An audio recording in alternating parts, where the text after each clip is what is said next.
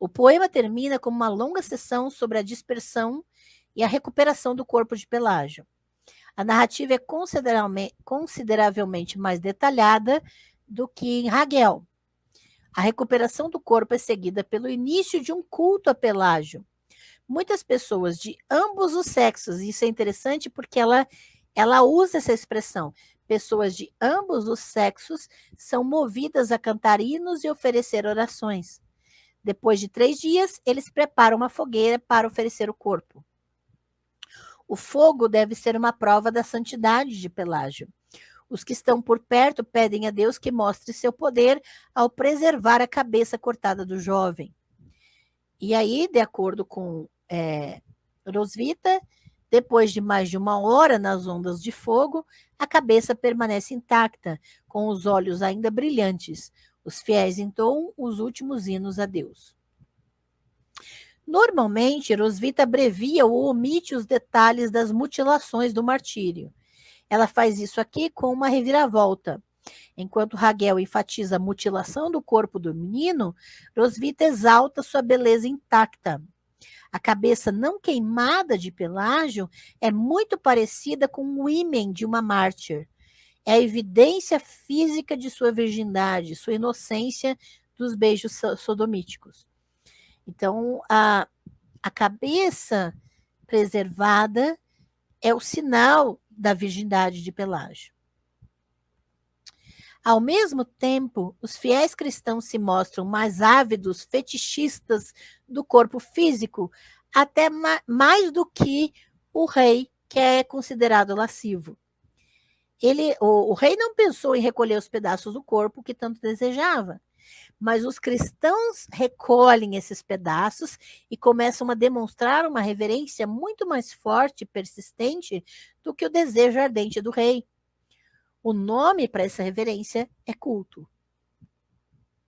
O culto a Pelágio como um santo era, obviamente, mais do que uma afirmação desapaixonada de que Pelágio viveu uma vida santa e teve uma morte santa. Os santos se tornam populares porque atendem a uma série de necessidades públicas. Pelágio certamente atendeu a elas. A sua morte foi uma poderosa evidência na polêmica anti-muçulmana. Foi um incitamento à vingança contra os estados muçulmanos. Foi, em suma, um exercício de patriotismo pelos reinos cristãos do norte da Península Ibérica. Os reis cristãos do norte não demoraram a perceber isso. O tráfico medieval de santos é muitas vezes a descoberta, a veneração, a troca ou o roubo de relíquias. O mesmo acontece com Pelágio. Raguel contou que os fiéis vieram para recolher os restos do corpo do menino maltratado e lhe dar um enterro honroso. Agora, Roswitha descreve atos de adoração em relação ao seu corpo e uma confirmação milagrosa de sua santidade, que é a preservação da cabeça. O que é mais interessante, ela enfatiza que os adoradores eram de ambos os sexos. Foram 2 mulheres poderosas que teriam pressionado pela recuperação do corpo do santo do próprio governante que o havia martirizado. Sancho I de Leão foi instado por sua esposa, Teresa, e por sua irmã, Elvira, a pedir paz com o rei e a levar as relíquias de volta a Leão, onde o rei o havia martirizado. Uma delegação foi enviada em 960, o corpo foi recuperado somente em 967, depois que Sancho e o califa haviam morrido. Pelágio foi então enterrado no mosteiro com cerimônia ao lado do corpo de muitos outros bispos. Depois disso, as relíquias se tornaram potentes símbolos políticos para os governantes cristãos. Em 985, sob a ameaça dos ataques de Almansor, elas foram removidas de León para Oviedo, junto com os corpos dos reis cristãos. O poder simbólico duraria muito tempo na imaginação ibérica.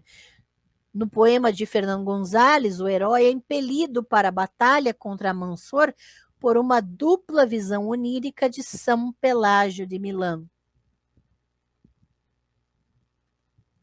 O poder simbólico não é apenas literário.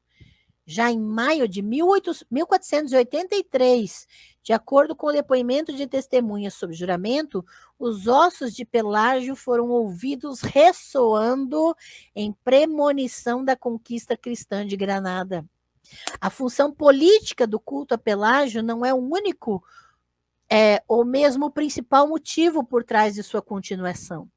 O culto se espalhou rapidamente durante o século XI, e não apenas da Galícia e em León.